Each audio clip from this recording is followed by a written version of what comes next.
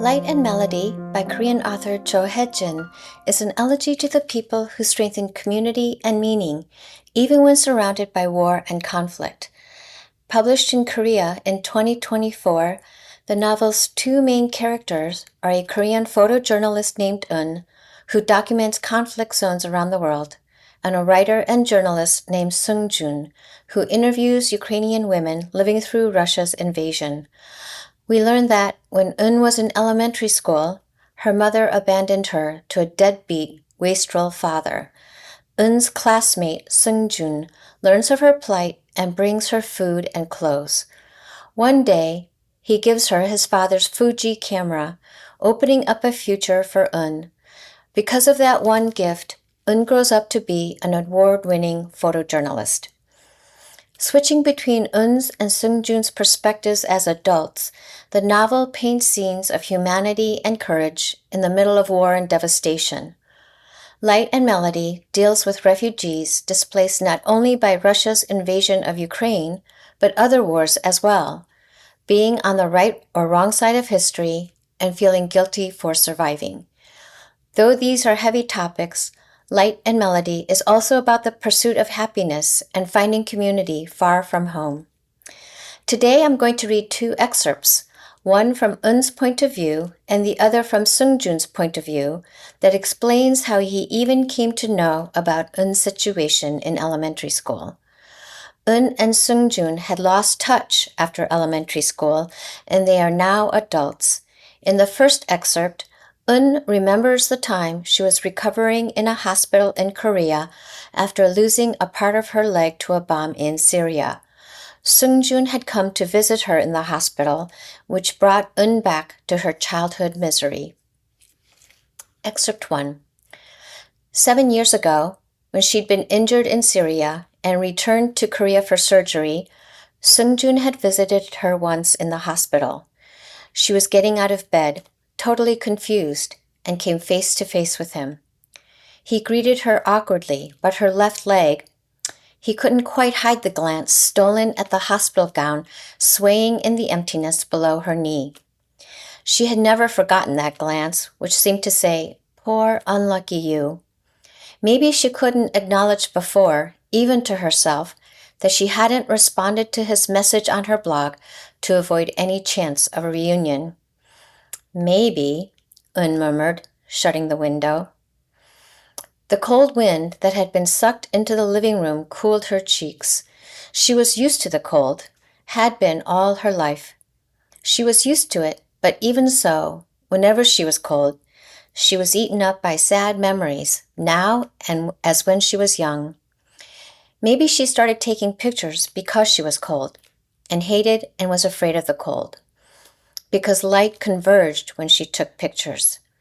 Because she wasn't the least bit cold when she pressed the shutter, when the light in normally hard-to-see places, like under the roof, behind a dresser, or inside an empty bottle, suddenly jumped out and wrapped around the subject. The first time she held a camera, from that moment on, she could never resist that fascination. "Do you still have that camera?" Seung-jun had asked her in her hospital room. The Ilsan interview had been in January, and he'd come to see her at the hospital in November of the same year, so that question meant that, in the meantime, he had remembered the 12-year-old her and reconstructed in his mind the room where she dealt with hunger and loneliness as a child. That camera was just one of the many things he'd brought her. Summer vacation was over. A new semester had started, but she was often absent. 5 years ago, her mother had said she'd pick her up from school, but hadn't. And since then, her father kept staying away from home longer and longer, so it kept getting harder and harder to wash up, put on clean clothes, pack her book bag, and go to school every morning. There was no other way for Seung-jun, as class president, to check on her but to go to her home. That was before cell phones were widely available, and her home didn't even have a landline. She thought that one visit would be it, but he kept coming back, bringing something with him each time. Sometimes it was well-worn school supplies, Sometimes it was a notebook with his class notes. Once, he even gave her batteries for her snow globe and a wool blanket that he seemed to have spent all his allowance on. One day, he brought a plastic bag of rice, a half-used tube of toothpaste, and some ramen, and she assumed he'd snuck those out of his house. The autumn rain had been falling for 2 straight days, and the day it stopped, he brought a Fuji semi-automatic film camera his dad had bought in Japan. Un untied the leather case, revealing the camera. It didn't feel cold and had a rough, interesting heft to it. After Seung-Joon left, she took a couple pictures around her room and figured out how to use the timer, shutter, and lever, thinking over and over, I'm not cold. It's so weird how I'm not cold at all. It took a lot longer to learn how to replace the film and batteries, or understand the fundamentals of light exposure and sensitivity, how to control shutter speed, or make the best use of angles and focus. But it didn't matter if she didn't know that back then.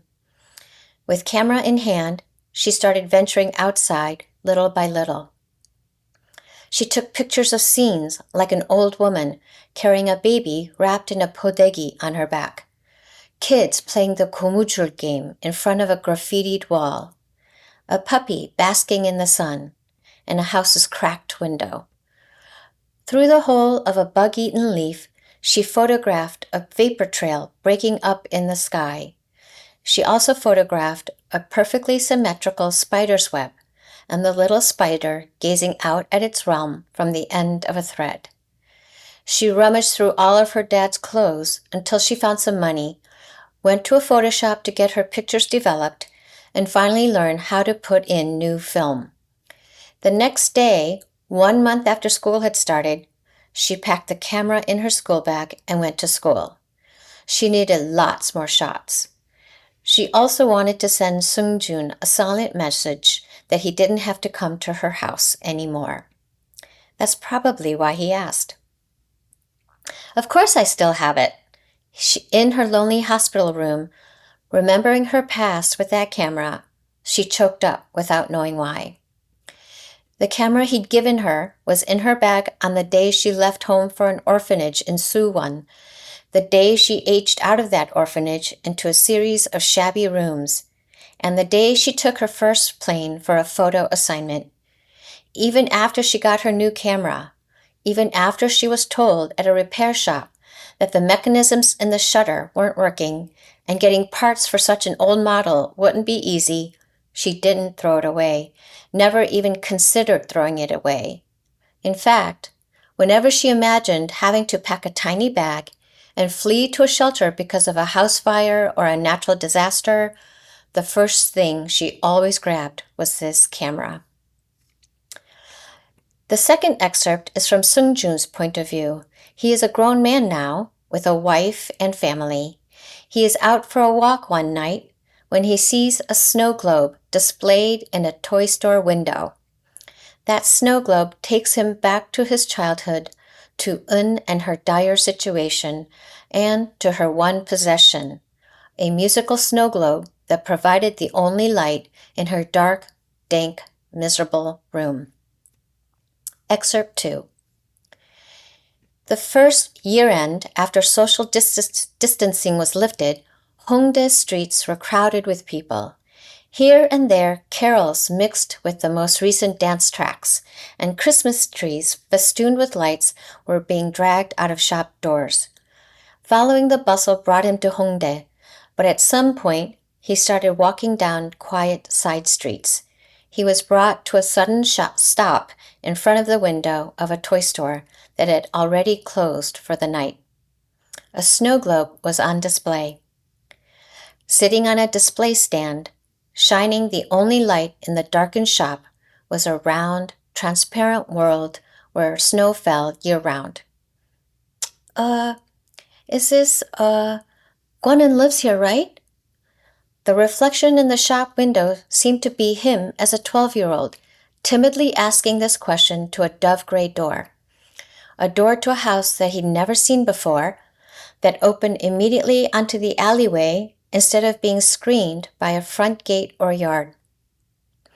Even now, Seung-jun often wondered how he, as an elementary school student, found an address he'd seen jotted down on a piece of paper in a strange neighborhood back before map apps had existed.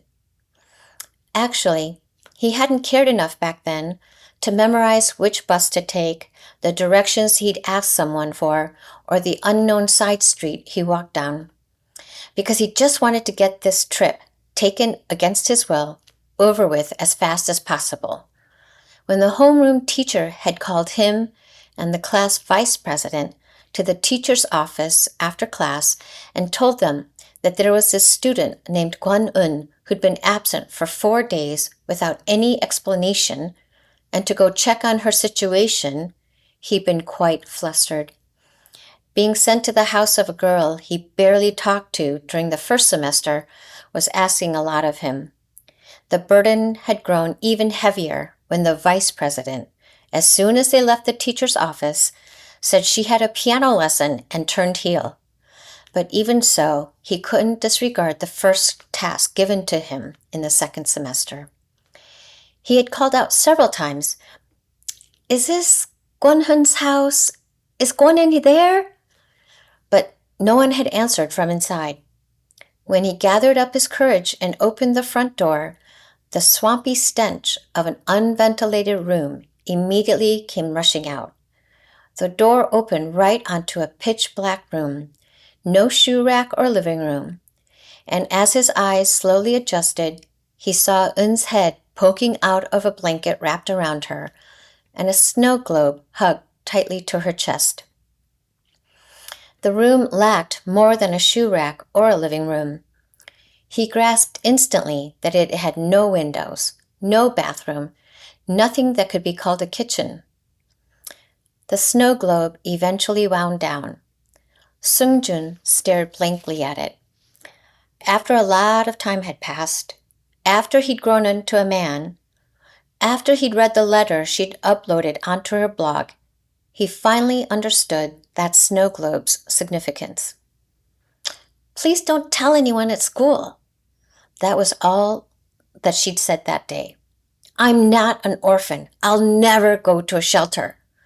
She'd added this with such resolute firmness that all he could do was nod in confusion. The water she came out of her blanket to serve him was lukewarm and smelled fishy, so he couldn't swallow more than a small sip. "Just go. I'm okay." And then she had pushed him out the door. The next day, he'd made up a story to the homeroom teacher about Eun being sick. Thinking about her pasty, haggard appearance, he hadn't exactly been lying. The homeroom teacher, who yawned constantly through a class that wasn't even an hour, whose expression never changed, probably a middle-aged woman at that time, the same age as Seung-jun now, didn't seem to care at all what he was saying. From then on, he started sinking into worry that Eun had died. He couldn't breathe whenever the question, "What if she died?" popped into his head. One day, he even imagined hearing the other kids in the class whispering that Kwon-eun had died because of him. He went to check on her several more times after that, even though no one told him to, mainly because he hated feeling suffocated and hearing imaginary things. But a 12-year-old boy really didn't have any practical solutions. When he'd drop off some school supplies or toothpaste and hesitate to leave, Eun would say the same thing every time. "Just go. I'm okay." Thank you.